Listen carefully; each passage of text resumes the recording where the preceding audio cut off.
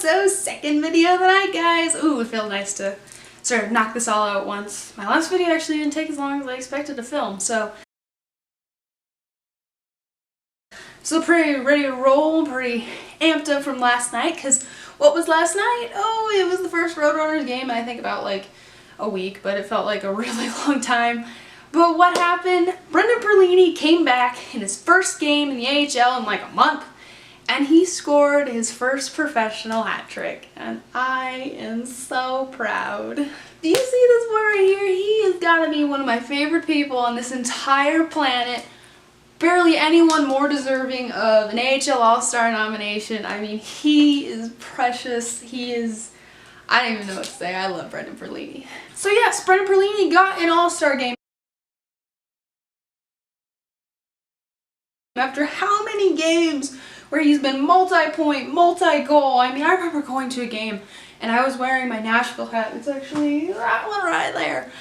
It's signed by Pecorine and Peter Laviolette. And I was wearing it to the game because I felt like it. And Perlini had 2 goals. And I was like, oh, please, no, I don't get a hat trick. I don't want to throw this sucker on the ice. I'm so nervous. Like, I want to throw a hat for you. But I'm like, oh, I'm nervous about that. Unfortunately, I actually really should say he did not get the hat trick that night. But that changed and he got one last night. I actually didn't have a hat that night. And I was really upset because, like, everybody else in the arena had a hat. And they didn't throw it. There were only like 20 hats that got thrown on the ice. And I was like... First career hat, like this is the first hat trick that's ever happened at home, like this is what y'all do. So I mean there's not much to it. He scored 2 on Andre Pavlik, which is I think is pretty cool. I mean that dude's like an NHL goaltender. So he scored 2 on him and they scored an empty netter. Funny story about the empty netter, it was like 2 minutes and like 45 seconds left to go in the game. And I was just like staring off into the home zone, that's where the puck was. And I didn't even see it. They pulled Pavlik and he was empty net right over there, and Brendan's like charging towards the neutral zone, and I didn't even notice there were 6 guys or anything, and I see him flick it in and I was like, okay, he's dumping it in. I look and I'm like, that's an empty net. Perlini just got the empty net. Perlini just got the hat trick. And I'm like standing up, I'm like screaming my head off, and I'm like, my boy, my most precious gem, my Pearl. That's the cutest nickname in the world, I think, my Pearl. So I mean that's pretty much what happened last night. It was super exciting, only like, you know, like 30 hats thrown on the ice, which was upsetting, but it was a really proud moment for me. It was really exciting. I mean, I believe it's the first hat trick I've seen in like, period. I mean, within like college games or, I mean, I've only been to 1 college game, AHL games and NHL games. That was the first hat trick I've ever seen, and no better person than my little Perlini. So back when Perlini was with us, he was the leading scorer on the Roadrunners, and he pretty much stayed there for a while. And I mean, he just got passed by Christian Fischer in goals like a week ago. So I mean, he pretty well dominated the AHL. So it's no surprise that he's in the NHL. But he's not having, obviously he's not going to have the same production, but he's not having like, you expect him to have a little bit more production in the NHL than he is currently having. It took him a while to get his first goal. I mean, I think it took like 3 games, but that's a while for me, considering he scored like every game I went to when he was in Tucson. But I definitely think he's not, it's weird because he's too dominant in the AHL and not enough in the NHL. And that's what I want to talk about. Like, where do we put Brendan Perlini? What do we do with Brendan Perlini? Now, I'm definitely not trying to say that like, hey, Brendan's not good enough to play in the NHL. No. What I'm saying is his club is not good enough for him. Like, I know that's a weird thing to say, but I mean, given that's the Arizona Coyotes, I think you might cut me a little slack. Like, Brendan, he's playing on the 3rd line most nights. I mean, there are times here and there where he's getting played more, which is great because that's when he's scoring his goals. Like, he's, you know, you're getting more, I mean, even if he's not scoring goals on the top line, like, when he gets more minutes, he's getting more experience. So, like, if one night he plays on the top line, he doesn't score goals, and the next night he scores a goal while he's on the 3rd line, he's still getting more experience out of this one than that one. Like, who's to say he would have scored a goal with the 3rd line if he hadn't played with the 1st line, like the previous night? So, I definitely think he's not getting the playing time that he deserves, especially because there were so many games where he was getting scratched, and I was so upset because he's never been a scratch in Tucson. Like, he is our savior in Tucson. Like, he is one of the best players on our team, if not the best. He's probably not the fan favorite, or somebody else who is, which I want to make a video about him. It'll be a good time. But I do not believe Perlini's place is in the NHL right now, because the Coyotes are just, I feel like for a while, they've just always really been focused on like grit and grind and not speed and skill, which is, I mean, I don't know if any of y'all have noticed, but like Pittsburgh won the cup and they had speed and skill. Like Chicago won it, they had speed and skill. I can't speak. Chicago again, LA, Boston, Pittsburgh again, Chicago. I mean, for sure. I mean, you have to have speed and skill to win Stanley Cup, and that's what everybody's goal is, right? I mean, maybe our goal isn't to win the Stanley Cup right now, but it's to make the playoffs. And how do you make the playoffs? Maybe the same way we win the Stanley Cup, with speed and skill. So yes, we have speed and skill because we have a lot of young guys. But at the same time, we don't have young guys paired with veteran guys who also have speed and skill. Like, my favorite example, because I don't know any franchise like as good as I know this franchise, Chicago. You have your Patrick Kanes, you have your Duncan Keiths, you have your Taves. We'll just go with them for now. Pretty good offensive players, generally. They have a lot of experience, they're very skillful, they make players around them better. So like when you have guys like Panarin and you have guys like Hartman who come in, it's easier for them to adapt. They don't have all that pressure on their shoulders. Because it's like, okay, we have the big guys to produce, we're fine. Now when like Christian Dvorak, Brendan Perlini, and everybody come in, especially with Domi still being out and Duclair having such a slump this year, they have so much pressure on their shoulders. Like, it's like Perlini's the top guy in Tucson, he's now going up to Glendale, and he has to be the top guy. Like, there's no question about it. You're not going to rely on Martin Hansley. You're not going to rely on Radim Verbata. Given that the seasons these guys have had in the past, they're just not the same as what you're going to get out of Carter, or Kopitar, Ben, Sagan, anybody else in, like, other franchises.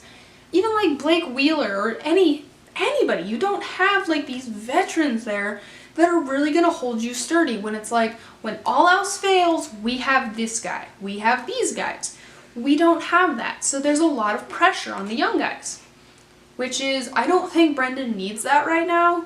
I think he needs to develop. I think he just needs to get the playing time he needs, and he needs to play around other skillful players. Because I thought it was the most precious thing. In his post-game interview, he said that he had perfect chemistry, word for word, with Mueller and Fisher, which are his lineys in Tucson. And, I mean, both of them, that quote was great, and both Mueller and Fisher are incredible players. Both, I believe, have a role in the NHL. While it's not right now, I don't think, especially given the organization, as I'm saying, I think they have one there because they're both so strong and so consistent. And they just have a lot of diversity to their game. They can play speed, they can play skill, they can play grit, they can play hard. They need to do like whatever they need to do. And so they're just so great together. And I completely forgot where I was going with that. So given that the Coyotes are not ready for Perlini, where does he go? He goes to the AHL. I mean, obviously when a guy's not fit for the NHL, he goes to the AHL when he's come of age. So, I mean, is that really a problem? Yes, it is, because Brendan Perlini is sort of like the Dylan Strome of the AHL. He has, besides, I mean, Perlini has not yet won a Calder Cup, which, I mean, I'm feeling like it's getting closer. Like, in a few years, or like this year, we might be getting it. So, beyond that, besides not winning, like, the ultimate reward of the AHL, he has very much dominated the league. He's shown that this is not my playing field. Like, I'm the next level up. I'm not going to be playing. Not that there's, like, that much of a difference here, I think. I think both leagues are very skillful. But, I mean, there is a little bit of a difference there. And I think, yes, he deserves to be in the big league, like, in the big leagues. He deserves to be in the NHL. He has that skill, but his organization isn't there for him. So it's awkward when you say, like, he's good enough to play here, but he shouldn't be put in that situation, but he's too good to be here. So it's like, where does he go? Where do you put him? Do you make him struggle up in the NHL, or do you make him, like, be comfortable and really good in the AHL? Which seems like an obvious answer, maybe to some of you, like, oh yeah, just throw him down the AHL, like he's gonna dominate, let him have fun. Which I agree, but at the same time, you know me, I love Dylan Strome. I don't think Dylan Strome should be in the juniors. Why? Because he's so good, he's not gonna develop playing in there because he's pretty much just dominating everyone.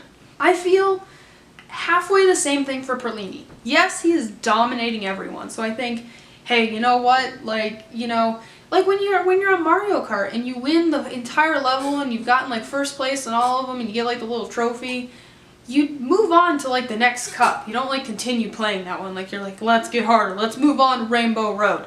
But at the same time, he's not equipped for Rainbow Road yet. Like, he's not, nobody, I don't know what to say. Like, there's nobody, he doesn't have a cart to go on Rainbow Road. Like, the cart is his team, and the cart ain't there. Like, it's a bicycle. You ain't gonna win on, it's Rainbow Bridge, isn't it? I don't know what it is. It's like Rainbow Road.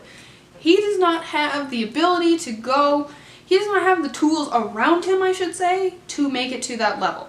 So, then you run into that problem, sort of opposite of Dylan Strome. Yes, he is dominant.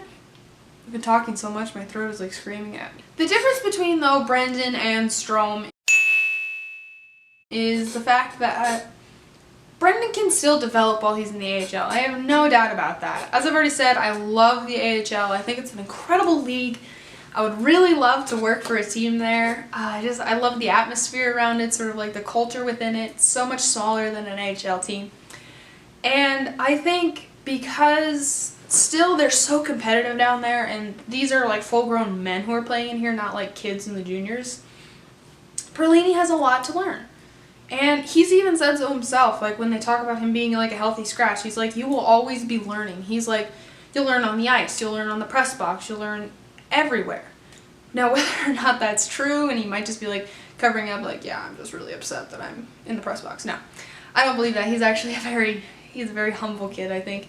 I think he sees opportunity in everything.